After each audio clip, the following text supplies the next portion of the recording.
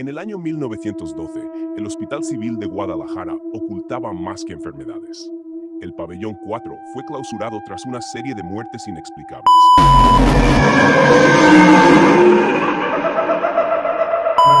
Pacientes retorcidos, como si algo invisible los desgarrara desde dentro.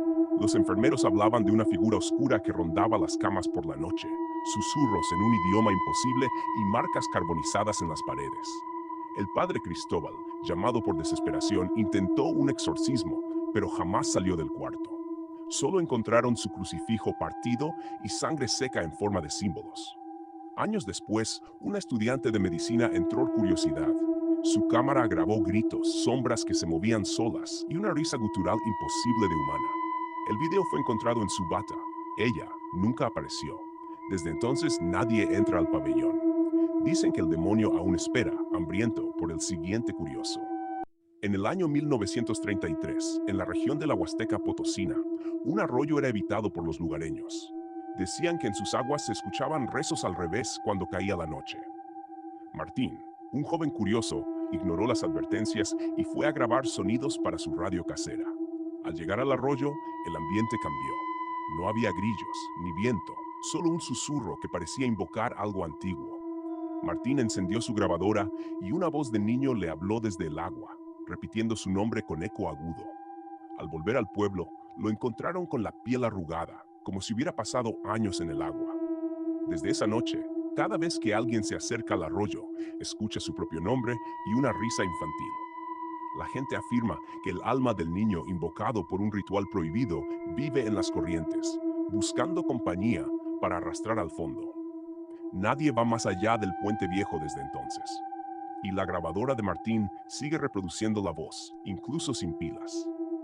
Año 1937. En un pueblo olvidado al norte de Zacatecas, se construyó una escuela primaria que fue clausurada tras la desaparición de 7 niños en menos de 2 meses. Décadas después, Carolina, una joven fotógrafa, decidió documentar el lugar.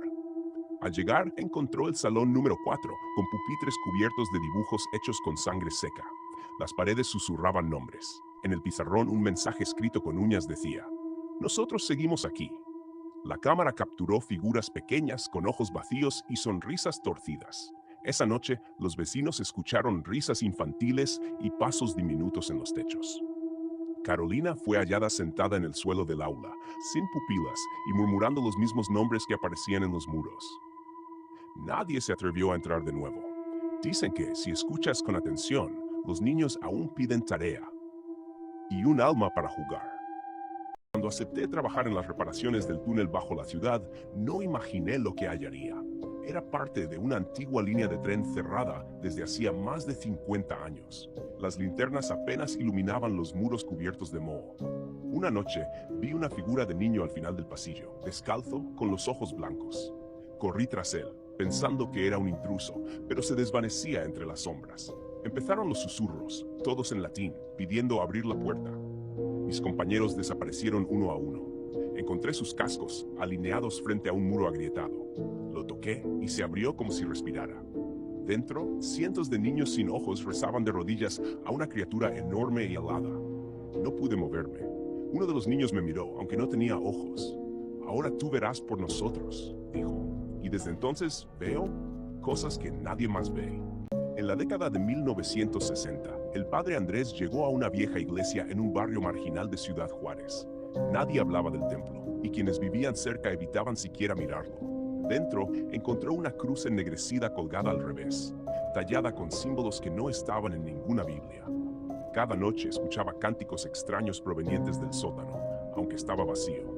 Un día, al tocar la cruz, el sacerdote cayó en trance. Desde entonces, predicaba en lenguas muertas y decía que la carne debía sacrificarse para redimir el alma. Uno por uno, sus feligreses desaparecieron. Años después, encontraron un pasadizo oculto bajo el altar.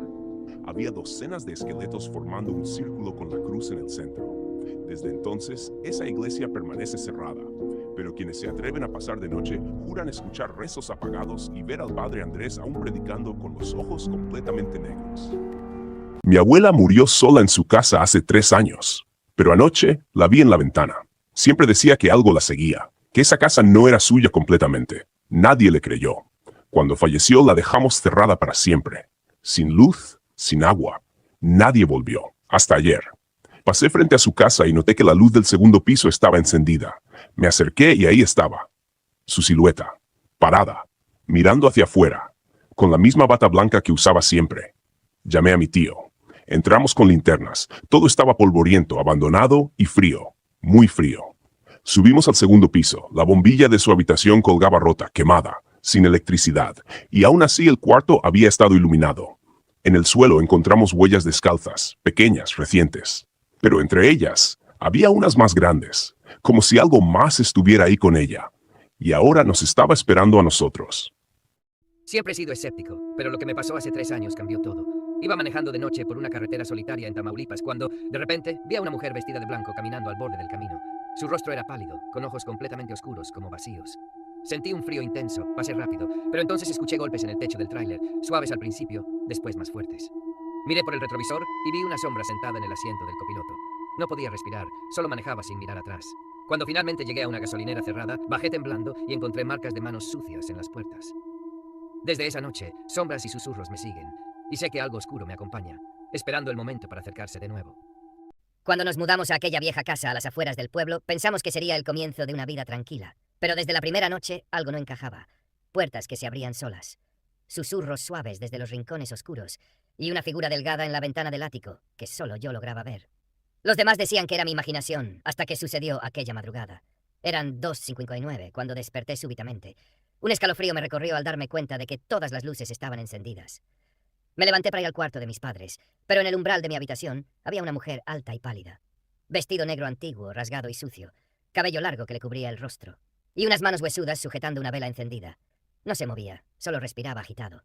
De pronto levantó la cabeza y pude ver su rostro, o lo que quedaba de él, ojos hundidos, piel grisácea y una sonrisa rota que parecía no terminar nunca. Intenté gritar, pero no salió nada. Corrí a la cama y me cubrí por completo. El olor a cera quemada y humedad llenaba el cuarto. Cuando por fin reuní el valor para mirar, la vela seguía encendida en el umbral, pero ella ya no estaba.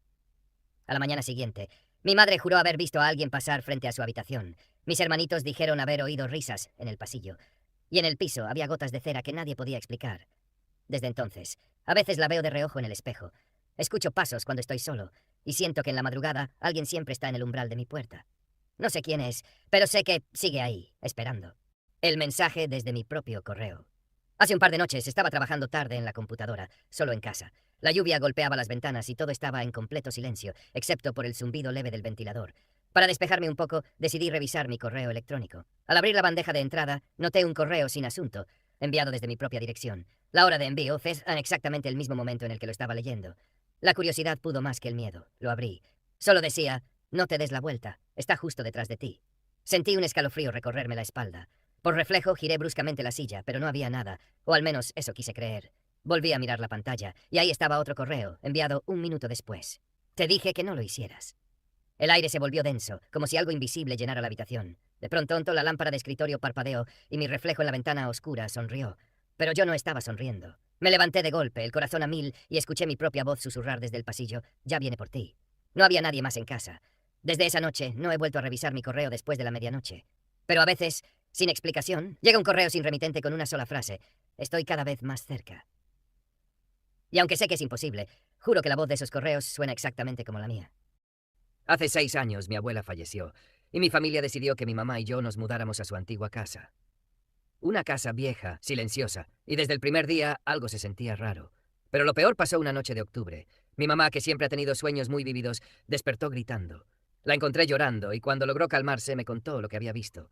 En su sueño se levantó al escuchar que alguien la llamaba desde el patio. Al asomarse por la ventana, vio a una anciana idéntica a mi bisabuela fallecida. Vestía un camisón sucio y cargaba una muñeca de trapo. Ven, hija. Necesito hablar contigo. Mi mamá, confundida, bajó las escaleras y salió al patio. Pero al acercarse, la cara de la anciana se deformó, dejando ver un rostro negro sin ojos y con una boca llena de dientes largos. De repente la muñeca cobró vida. Sus ojos de botón brillaban y en una voz chillona le dijo: si no te quedas conmigo, vendré por tu hija. Mi mamá intentó correr, pero algo la sujetó del tobillo. Despertó de golpe, sudando y sin poder respirar. Al día siguiente, mientras limpiábamos el patio, encontramos la muñeca de trapo. Estaba enterrada bajo tierra húmeda, justo en el lugar del sueño. No pertenecía a nadie de la familia. Desde entonces, mi mamá sigue soñando con esa anciana. Las muñecas de la casa cambian de lugar solas, y a veces en las madrugadas se escuchan pasos de alguien descalzo recorriendo la casa. Nadie ha querido dormir solo ahí desde entonces.